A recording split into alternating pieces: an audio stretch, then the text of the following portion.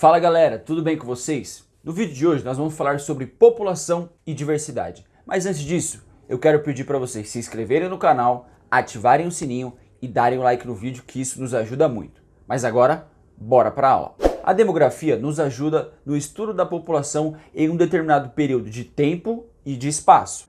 Quando falamos sobre demografia e população, é necessário sempre fazermos a relação com a área em que essa população está ocupando. A partir disso, conseguiremos entender quais são as suas características principais dentro de um determinado território. Para além disso, é necessário saber quais são as características principais dessa população em um determinado território.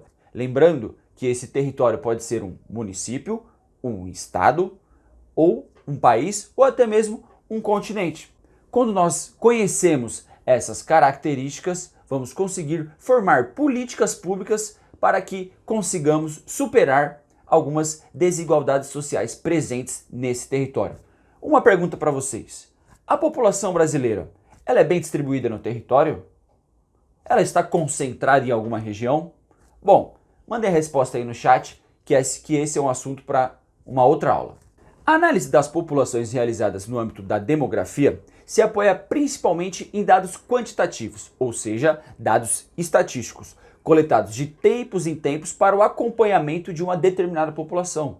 Dessa forma, é possível caracterizar a população de um município, estado ou de um continente, beleza? No Brasil, a coleta e divulgação de estatísticas demográficas é realizada pelo IBGE, Instituto Brasileiro de Geografia e Estatística. Somente com o conhecimento do perfil de uma população e a interpretação dos dados estatísticos captados a essa população, é possível entender quais são as suas necessidades e atuar de forma a atendê-las, elaborando políticas voltadas a diversos setores, como de educação, saúde, saneamento e até mesmo de infraestrutura urbana.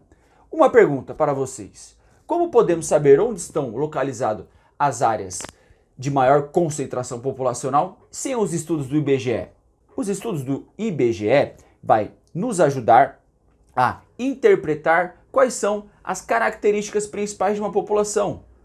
Ela está mais concentrada em determinada região? Se está mais concentrada, quais são os serviços que ainda faltam para atender essa população? Possuindo esses dados em mãos, é que vamos conseguir criar políticas públicas que atuam nessas áreas, que não possuem serviços básicos, por exemplo, de saúde, educação, entre outros direitos da população.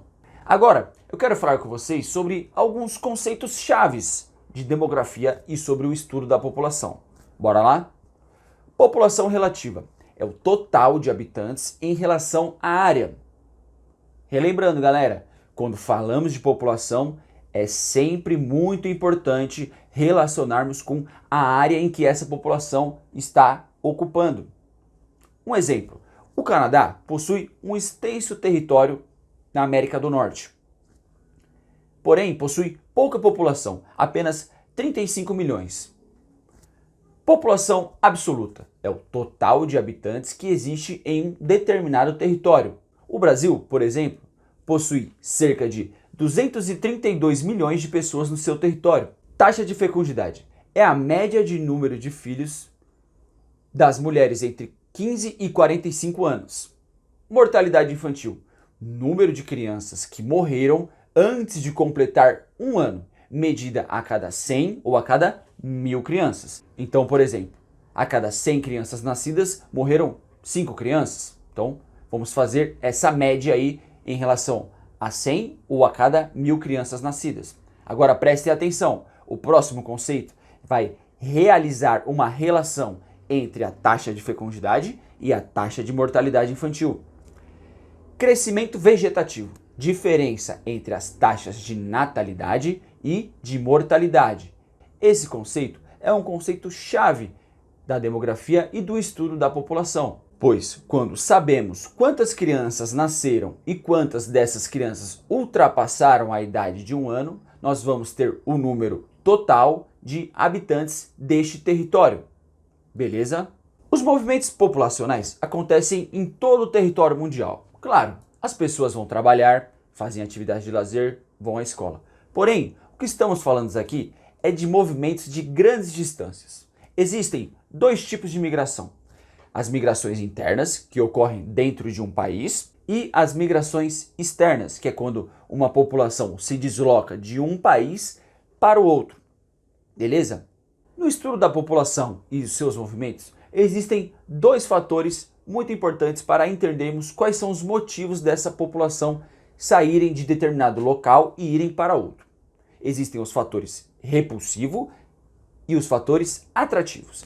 Os fatores repulsivos são caracterizados pelos motivos que fazem aquela pessoa sair da sua terra de origem.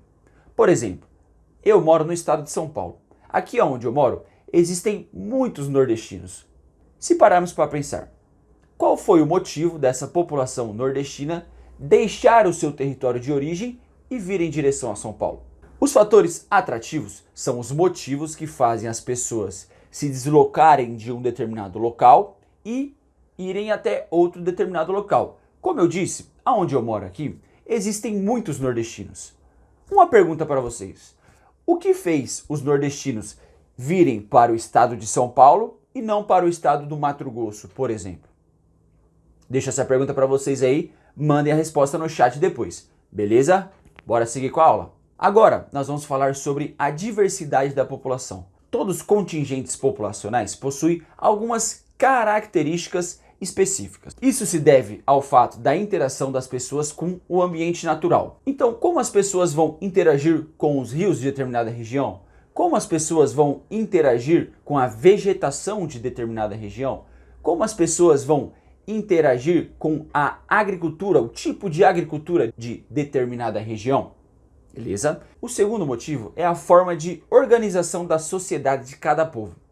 Por exemplo, nossos povos nativos, os indígenas, possuíam costumes bastante diferentes do nosso. A maioria andava quase totalmente nu e não existia uma forma de governo para comandar essa sociedade. O povo brasileiro é um grande exemplo da diversidade cultural.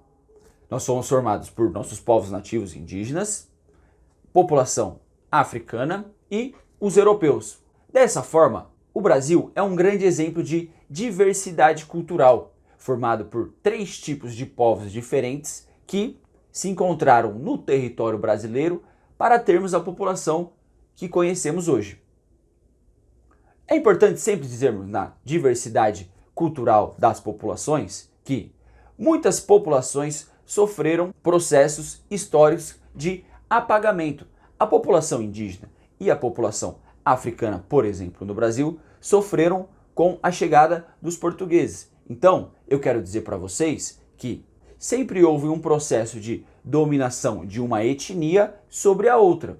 Porém, isso é o que de fato vai formar a população também de outros territórios. Beleza? Galera, essa foi a nossa aula de população e diversidade. Muito obrigado e até a próxima.